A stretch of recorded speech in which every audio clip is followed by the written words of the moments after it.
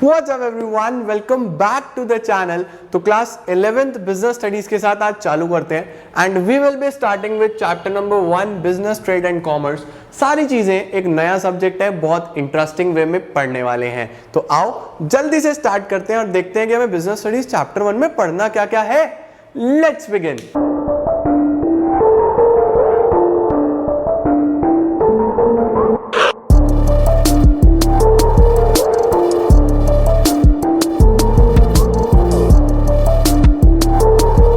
तो शुरू करते हैं गाइस हम लोग चैप्टर नंबर 1 के साथ। सब्जेक्ट का नाम क्या है यार? सब्जेक्ट के नाम के साथ चालू करते हैं सबसे पहले तो, क्योंकि नया तो हमारे लिए सब्जेक्ट ही है। देखो सब्जेक्ट का नाम है बिजनेस स्टडीज। हम लोग बेसिकली अलग अलग बिजनेस के बारे में स्टडी करने वाले हैं। हो सकता है आपके पेरेंट्स भी बिजनेस करते हो सकता है अगर आपके पेरेंट्स बिजनेस नहीं करते तो आपके नेबर्स बिजनेस करते हो, आपके रिलेटिव्स बिजनेस करते हो। इंडिया में मोस्ट ऑफ द पॉपुलेशन हमारी बिजनेस में ही ऑक्यूपाइड है, वन और द अदर वे। सब बिजनेस ही कर रहे हैं। तो बिजनेस कितने तरीके के हो सकते हैं? क्या मैं कंपनी बना सकता हूं? क्या मैं पार्टनरशिप करके किसी के साथ बिजनेस कर सकता हूं? या क्या क्या ऑप्शन रहते हैं? ये सब तुम लोग इस पर्टिकुलर सब्जेक्ट में पढ़ने वाले हो और बहुत इंटरेस्टिंग वे में पढ़ेंगे। तो अभी आज चालू कर रहे हैं हम लोग चैप्टर नंबर 1, जिसका नाम है बिजनेस ट्रेड एंड कॉमर्स। तो तुम लोगों ने तीनों शब्द सुने होंगे लेकिन कभी डिफरेंशिएट नहीं कर पाए कि बिजनेस क्या है, ट्रेड क्या है और कॉमर्स क्या है। तो इस चैप्टर में हम लोग तीनों ही चीजें बहुत अच्छे से पढ़ने वाले हैं। ये जो चैप्टर है गाइस, ये 2 पार्ट्स में बेसिकली डिवाइडेड है। 2 पार्ट्स कौन कौन से हैं? सबसे पहला है हमारे पास सेक्शन 1, जिसमें हम लोग पढ़ेंगे history and trade off commerce, यानी कि जो बेसिकली कॉमर्स है उसकी क्या हिस्ट्री है। ठीक है, history of trade and commerce, history of trade and commerce, ये तो हमारे पास हिस्ट्री वाला पार्ट है। इसको पढ़ाऊंगा मैं चैप्टर की एंडिंग में, बिल्कुल जब चैप्टर खत्म हो रहा होगा उस टाइप पे पढ़ाऊंगा। ये हमारा दूसरा सेक्शन है जो कि है nature and purpose of business, कि बिजनेस का क्या नेचर होता है, क्या पर्पस होता है, ये हम इस सेक्शन में पढ़ने वाले हैं। तो मैं स्टार्ट कर रहा हूं इस सेक्शन के साथ। ये वाला जो सेक्शन है इसको बिल्कुल लास्ट में देखेंगे। हिस्ट्री अरे बहुत बोरिंग है यार, बहुत बोरिंग, बाद में देखेंगे। अब चलते हैं आगे। चलो जी, देखो जो चैप्टर चालू होता है बेटा जी, वो चालू होता है हमारे पास ह्यूमन एक्टिविटीज के साथ।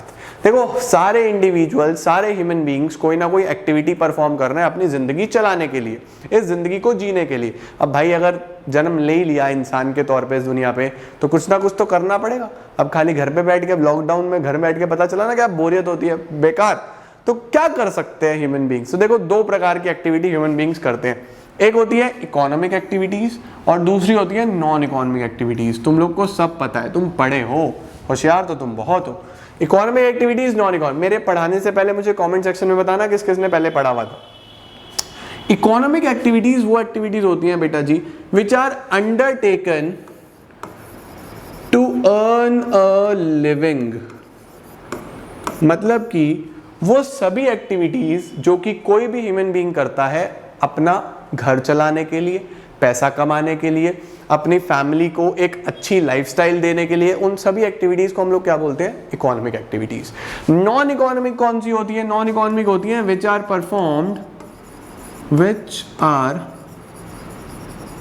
Performed out of love, out of sympathy, out of affection, out of care etcetera. इस तरीके की एक्टिविटीज को हम नॉन इकोनॉमिक एक्टिविटीज बोलते हैं। जैसे फॉर एग्जांपल मेरा कोई रिलेटिव है, ठीक है, उसने मुझे बोला कि भैया मुझे ये प्रॉब्लम्स है, प्लीज मुझे समझा दो। मैंने कहा हाँ बिल्कुल भाई, मैं तेरे से फीस थोड़ी ना लूंगा। तो वो कौन सी एक्टिविटी है? Non economic activity. अब वही बोले कि मैं आपका बैच अटेंड करूंगा पूरे साल में, कहूंगा आप कौन? कोई रिश्तेदार नहीं, फीस भरो भाई, बैच पढ़ोगे ना, एक एक सीट की अहमियत है। तो वहां कौन सी एक्टिविटी हो जाएगी? Economic activities. तो जस्ट किडिंग गाइस, तो हमारे पास इकोनॉमिक कौन सा है? जो बेसिकली पैसा कमाने के लिए होता है। और नॉन इकोनॉमिक कौन सा है? जो out of love, out of sympathy, कोई डोनेशन दे दिया तुम लोगों ने, कोई चैरिटी कर दी, अफेक्शन, किसी के साथ लगाव हुआ है तुम लोगों को, या फिर केयर वगैरह के लिए। ठीक है, अब जो इकोनॉमिक एक्टिविटीज होती है बेटा वो 3 पार्ट्स में डिवाइडेड है। सबसे पहला बिजनेस, दूसरा प्रोफेशन, तीसरा एम्प्लॉयमेंट। तो बिजनेस, प्रोफेशन, एम्प्लॉयमेंट, हमारे पास ये 3 इकोनॉमिक एक्टिविटीज होती हैं। तो सबसे पहले ह्यूमन एक्टिविटीज दो प्रकार की, कौन कौन सी? Economic, non economic. फिर इकोनॉमिक के तीन parts, business, profession and employment. ठीक है जी। अब हम इन तीनों को डिटेल में अभी डिस्कस करेंगे कि बिजनेस क्या है, प्रोफेशन क्या है, एम्प्लॉयमेंट क्या है। दिस इज अ सावधान India question. Business, profession, employment is a सावधान इंडिया। सावधान इंडिया में कहीं पे भी बोलूंगा ना बेटा जी तो समझ जाना, वेरी इंपॉर्टेंट। पूरे साल में ये शब्द यूज करूंगा लेकिन आज के बाद बस सावधान इंडिया बोलूंगा। तो ये एग्जामिनेशन में 100% आता है, इसको अभी डिस्कस करेंगे। अब चलते हैं आगे। चलो जी, सबसे पहले हमें ये बता दो कि सर बिजनेस क्या होता है। ठीक है जी, व्यापार क्या होता है, एक आदमी क्या करता है, बिजनेस क्यों करता है। तो क्या बोलना है जी, डिफाइन अगर करना हो तो बोलना business is an economic activity. अभी तो पढ़ के आए ना, क्योंकि बिजनेस क्यों करते हो, पैसा कमाने के लिए। Economic activity which is concerned with providing goods and services. आप गुड्स और सर्विसेज देते हो किसको, सोसाइटी को, with the aim of earning profits. ठीक है ना। अगर मैं लेट सपोज ये फॉर एग्जांपल सेल फोन में डील करता हूं, मैं ये मोबाइल फोन बेचता हूं, तो मैं गुड्स दे रहा हूं आप लोगों को, है ना। और अगर मैं सिर्फ पढ़ाता हूं, या मैं कोई डॉक्टर हूं, या मैं कोई लॉयर हूं, मैं सीए हूं, तो फिर उस सिनारियो में मैं क्या कर रहा हूं, आपको सर्विसेज दे रहा हूं अपनी। तो या फिर यहाँ पे गुड्स हो सकते हैं या फिर सर्विसेज हो सकती है, तो आएगा बिजनेस में ही। मकसद क्या होना चाहिए, अर्निंग प्रॉफिट्स। ये याद रखेंगे बेटा जी। तो बिजनेस एक इकोनॉमिक एक्टिविटी जिसमें हम लोग सर्विस और गुड्स दे रहे हैं सोसाइटी को, जिसमें एम क्या है, अर्निंग प्रॉफिट्स। इसके बाद क्या आता है सर, बिजनेस की डेफिनेशन के बाद हमारे पास आता है कि कैरेक्टरिस्टिक्स बताओ, बिजनेस एक्टिविटीज होती कैसे हैं। तो बिजनेस के क्या क्या कैरेक्टरिस्टिक्स हैं, देखो जी। सबसे पहला कैरेक्टरिस्टिक्स आता है बेटा, business is an economic activity. Obvious सी बात है, बिजनेस क्या है, एक इकोनॉमिक एक्टिविटी। इकोनॉमिक एक्टिविटी का मतलब क्या होता है कि ये करा जाता है टू अर्न मनी, पैसा कमाने के लिए, टू अर्न अ लिविंग, जिंदगी सस्टेन करने के लिए, लाइफ चलाने के लिए। तो बिजनेस एक कैसा एक्टिविटी हुआ, इकोनॉमिक। दूसरी चीज, इसके अंदर या तो प्रोडक्शन हो रहा होता है या प्रोक्योरमेंट हो रहा होता है गुड्स एंड सर्विसेज का। अब मुझे बताओ, जितने भी लोग मोबाइल फोन में डील करते हैं, तो क्या वो सब मोबाइल फोन का प्रोडक्शन करते हैं? नहीं करते ना। कुछ तो प्रोडक्शन कर रहे हैं और कुछ प्रोक्योर कर रहे हैं। प्रोक्योर का मतलब बाय कर रहे हैं। तो पहला क्या हो गया भाई, इकोनॉमिक एक्टिविटी। दूसरा, या प्रोडक्शन करूंगा या प्रोक्योरमेंट करूंगा, यानी बाय करके फिर सेल करूंगा, प्रोडक्शन और procurement of goods and services. तीसरा, सेल और exchange of goods and services. अब भाई प्रोडक्शन या प्रोक्योर करके अपने पास रखोगे क्या, पैसा भी तो कमाना है, तो बेचो ना। तो सेल और exchange of goods and services, 3 point में साथ साथ याद करो। सबसे पहला क्या करना है, इकोनॉमिक एक्टिविटी।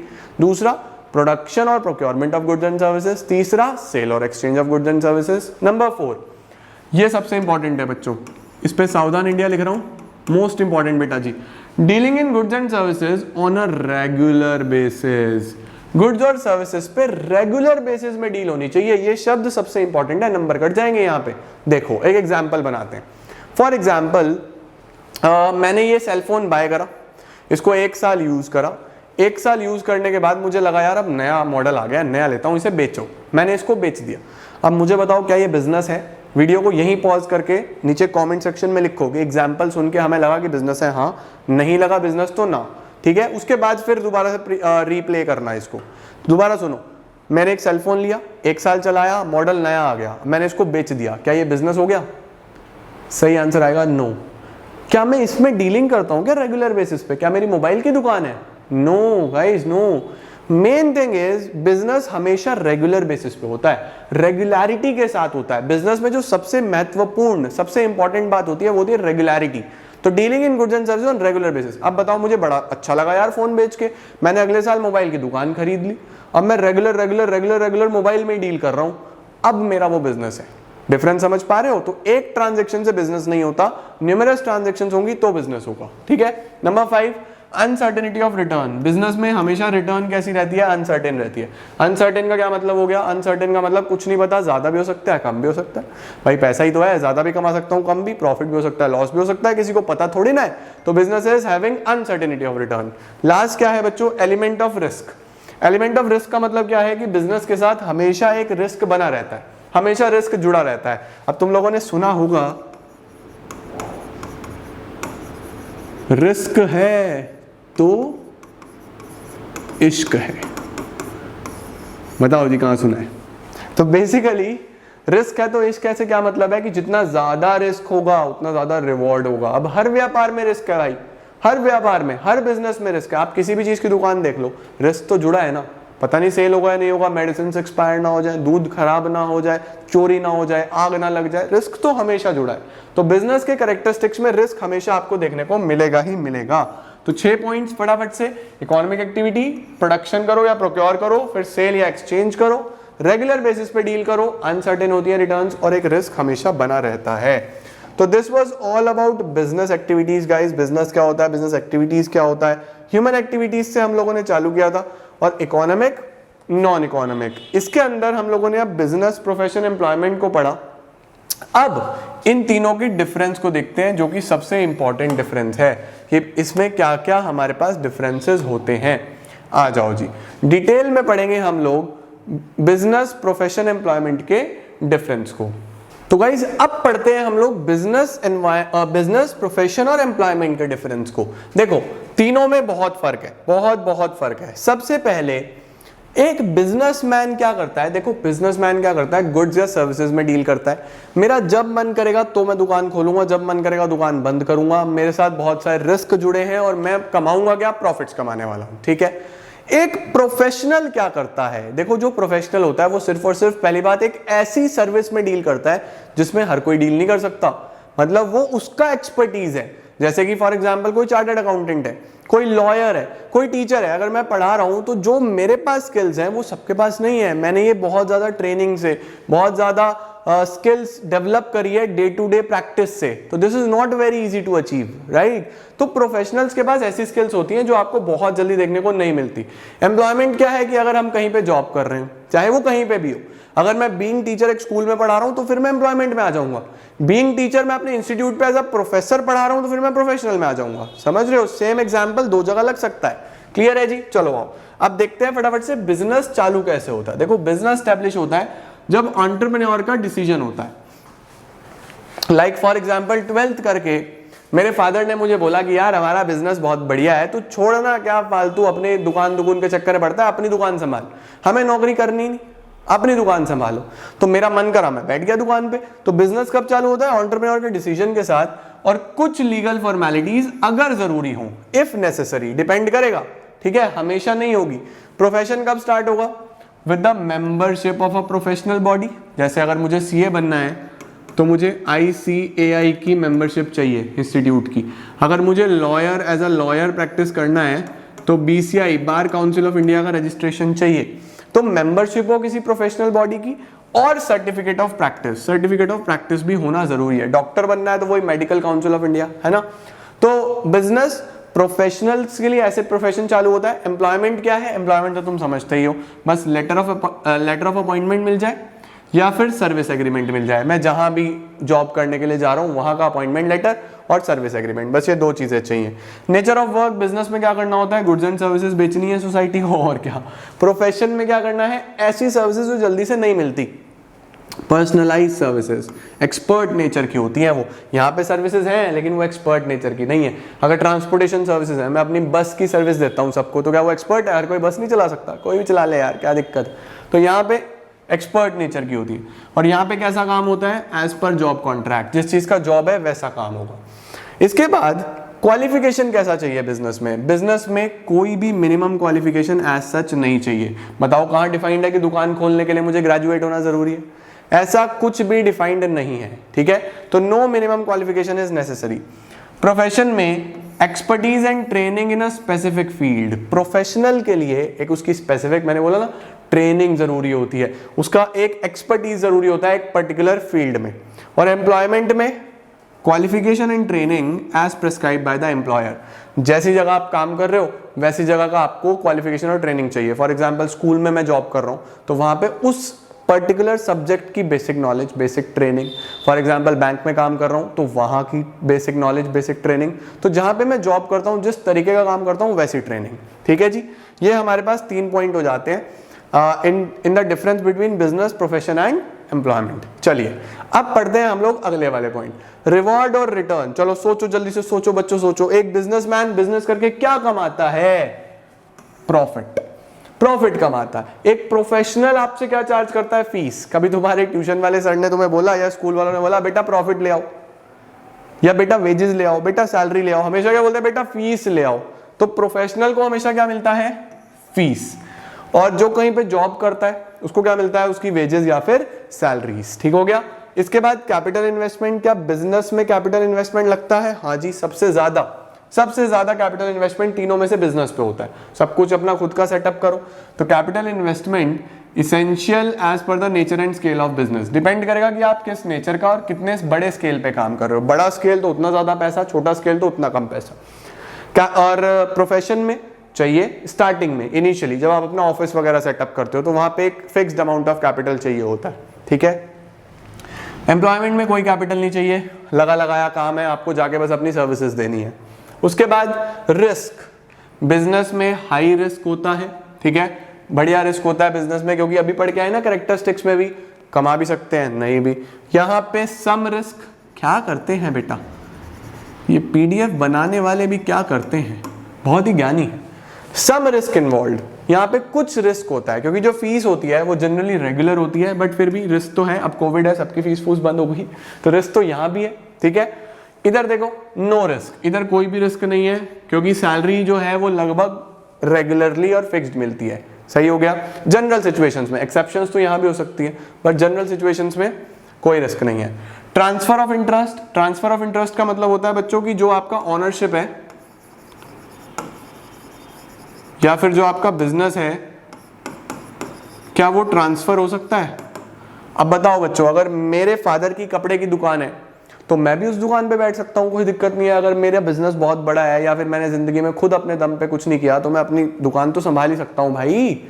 या तो मैं अपने दम पे बहुत बड़ा बिजनेस सेटअप कर दूं, या फिर हमारा बिजनेस ऑलरेडी बहुत बड़ा है, वो कह रहे हैं यार ये संभालना, इसको संभालने के लिए कोई चाहिए, तो बिजनेस में ट्रांसफर पॉसिबल है। तो transfer of interest with some formalities is possible.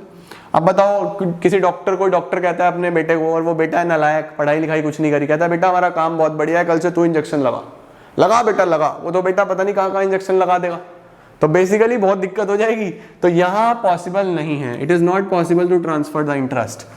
और एम्प्लॉयमेंट में भी जनरली पॉसिबल नहीं होता, it is not possible to transfer the interest.